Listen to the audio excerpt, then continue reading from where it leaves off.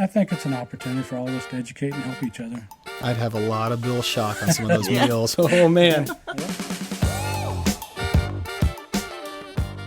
Hey, and welcome to another awesome episode for the Power for Your Life podcast. I'm your host, Harrison Waters, and I have two of SEMO Electric Co-op's finest. They're here to tell us a little bit about low-cost energy savings in your house, but really about bill shock and how to avoid that as a member. Take a listen.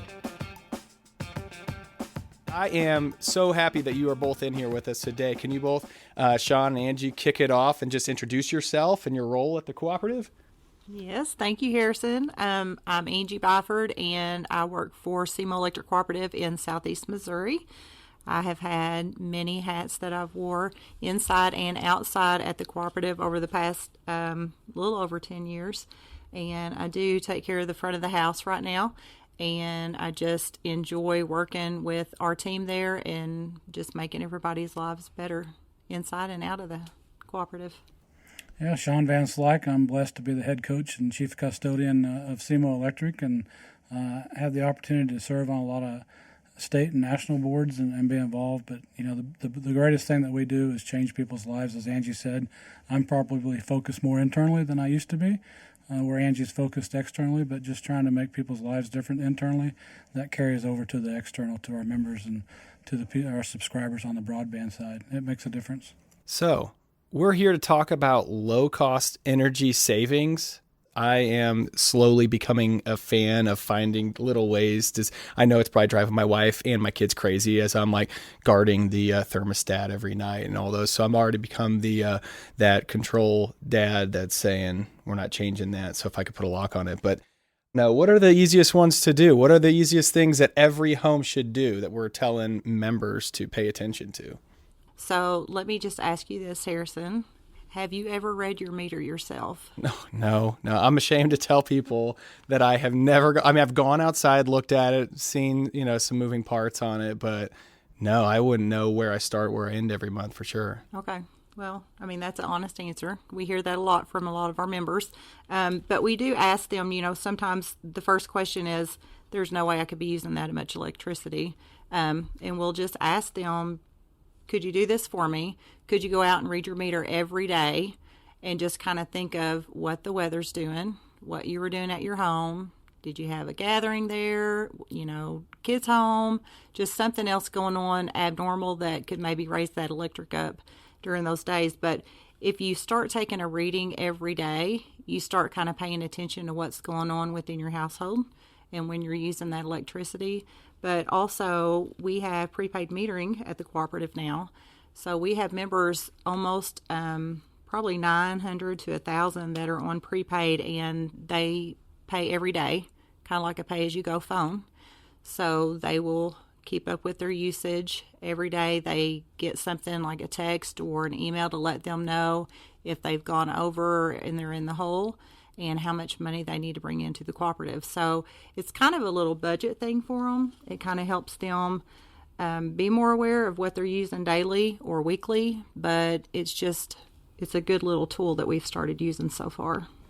Yeah, and I would say, when Angie talks about reading your meter, you can do it on the smartphone, the smart app that we have, and there's so many ways to do that. But if people really want to save money, they're going to do something to be proactive, to do something. Most people, unfortunately, our business model was set up wrong 100 years ago. You get to use it, then we send you a bill. If we had it set up like a gas, like if you go buy gas for your car, you pay for it, or the gas station moves the responsibility of that bill to a credit card.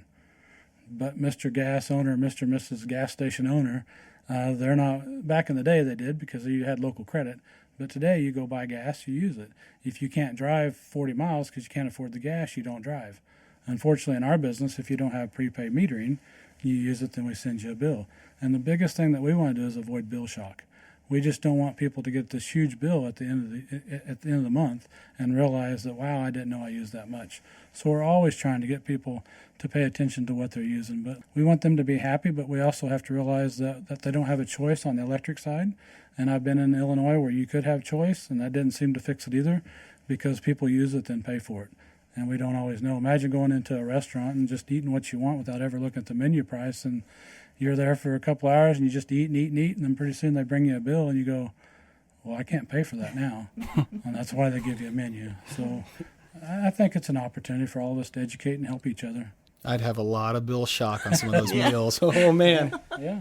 So tell me, if they're not, if the number one step, pay attention, try and get ahead of it versus get that bill shock. If they're not willing to just turn it off or anything like that, because I know everyone's got 12 tablets and 4 computers and 3 smart TVs and all that, what are some of the simple ones? Because I know that you can spend a little bit of money and it can go a long way. It can.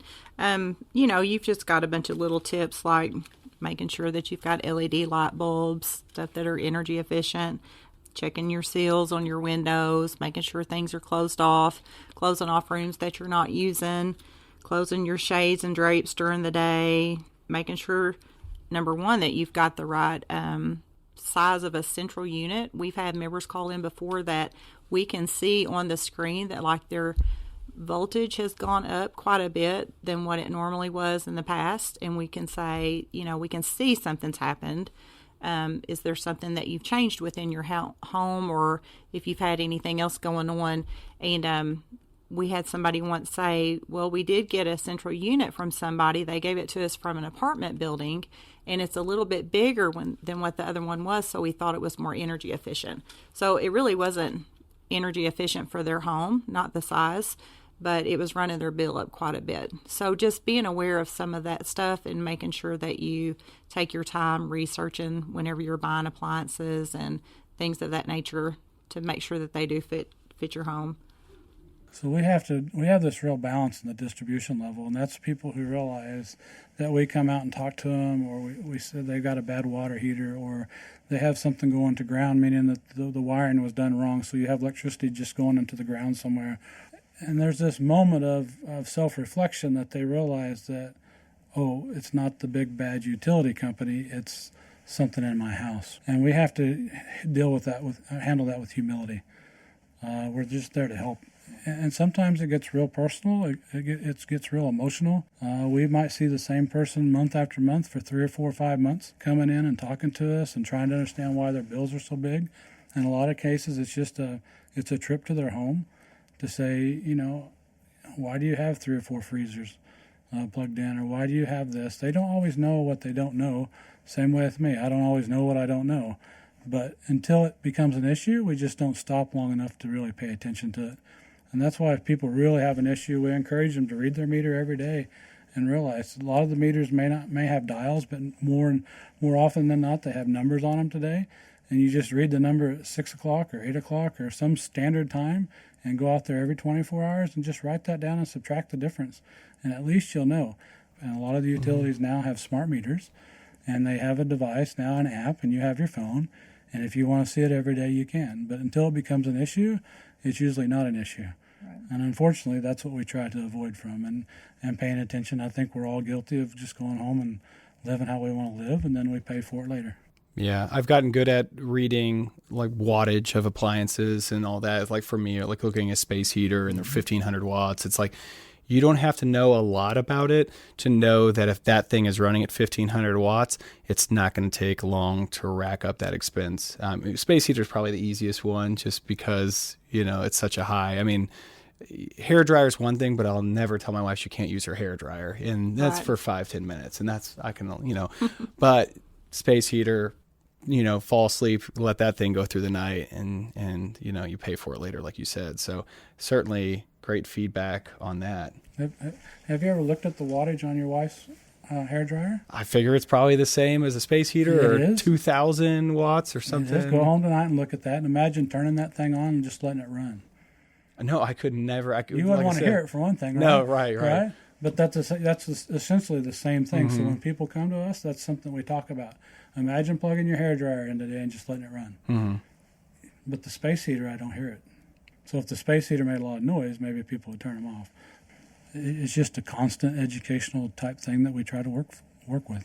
Tell me, what other than maybe like refrigerators or freezers in the garage, what else is another one that sticks out? There is, sometimes they have something trying to keep their pumps from freezing. out in their shed. A lot of times they'll turn on some kind of heat lamp or something in the wintertime, and they may not realize that it's drawn as much amp as what it is. But swimming pools, those in the summertime, I just put in an in-ground swimming pool last summer, and the pump ran all the time because I wanted that water to go all the time because I love that sound, but it's costing money every time that's turned on.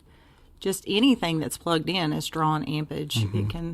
It can build up. So we really try to go through any kind of scenario we can with our members and just ask them, what do you have plugged in? If you could go around and walk around from room to room and just see everything that's in there, and then just start unplugging stuff. If you looked at your meter the day before and you had everything turned on that was plugged in your home, but then you turned around and turned it off the next day and read it again, what kind of difference are you going to see? Like Sean said, we just try to educate people and just ask them questions about their habits, how they're using their electric, what time of the day they come home, how big is your home, is it full of furniture? Sometimes people don't have their house full of furniture. Well, furniture acts as like an insulation.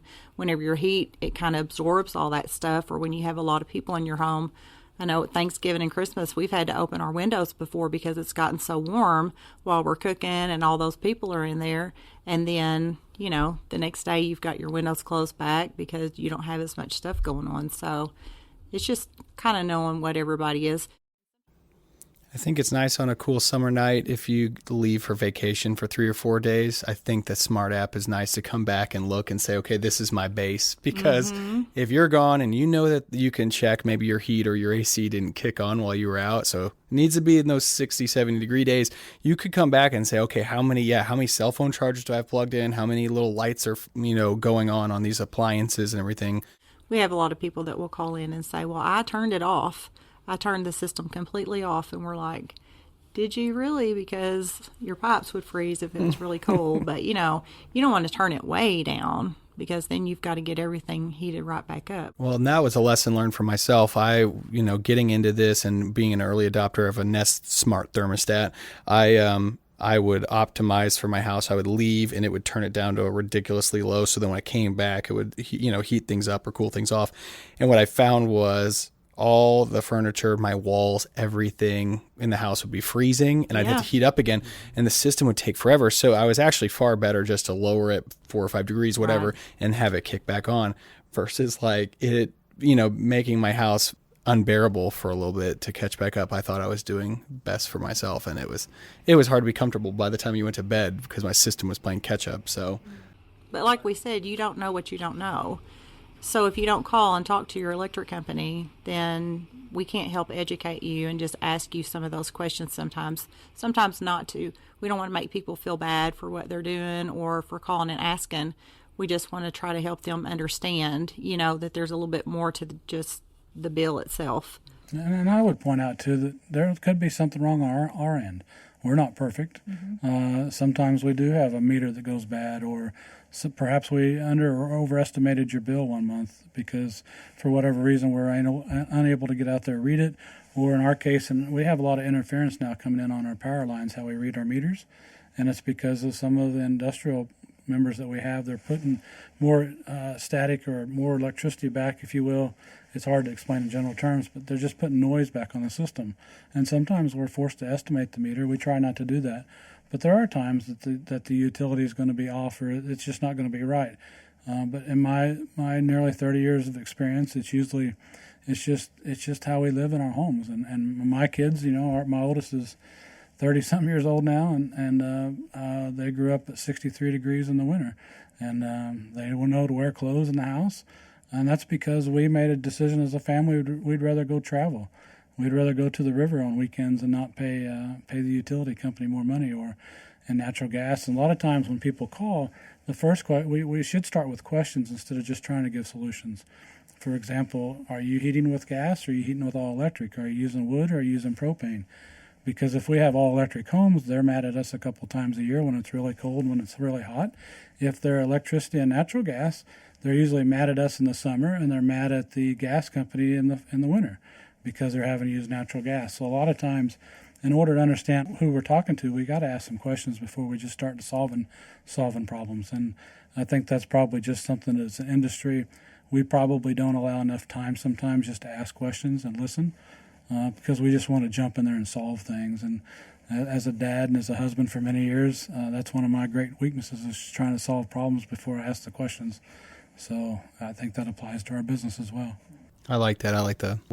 Everything has to be immediate, feedback, which I had to get some quotes on my HVAC unit and all that. That's always it's a stressful time because you get the feedback and it's like, yeah, replace the whole system. It's be about $25,000, there is certainly your sticker shock, your, bill shock for sure. Especially living in Missouri, you have to have the Midwest, you got to have a good system, because we do have every bit of the warmth and the cold and all that. So let me turn the podcast around on you. I'm ready. Okay. So you just mentioned Missouri. I don't think people realize how blessed we are to be part of the Associated family. And I realize that this podcast can be listened to around the world and throughout the United States, but Associated has such a great footprint. And when you've lived in other states, you realize that if you're paying for power in Missouri, you're getting a pretty good deal.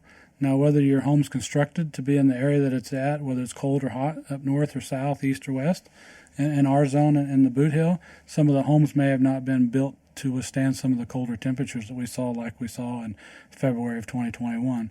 But as a young dad with a 1 and 4-year-old at home, right? Mm-hmm. How much do you pay attention to your electricity bill, and when do you pay attention to it as a younger married couple? How important is that to you? It's very important. I certainly, when it comes to little kids, I think that's stressful because their comfort is everything. And knowing what that temperature is to make sure that they sleep well at night, that's really all I care about. And finding that solution and being able to sleep easy at night, knowing that it's not going to cost an arm and a leg, I feel absolutely blessed to do that. Even during the winter storm Uri last year, it was one of those times where you put practice into play when it comes to energy efficiency and going around the house and finding ways to keep the home warm, because there's nothing scarier than, not having power. So the reliability of our system is absolutely important. And the longer that I have worked here, the more I've realized that, and the more I feel blessed to be here and knowing that, we are in control of so many things, right? You fix a lot of the things we're talking about today, and you're not only going to have a lower electric bill, but it's going to be more comfortable in your home, And I do that for my spouse as well. I might not go as far as switching out my shower head for like a low flow one, but my wife has longer hair, so I have to draw the line somewhere. But yeah, I take it very seriously. So I hope that our members and our listeners, realize that we're not always just trying to give them these tips or feedback to get this really low bill. I take pride in being the energy efficiency dad, and I'm hopefully instilling that into my children. So we're in this podcast right now, and we're trying to educate members, right?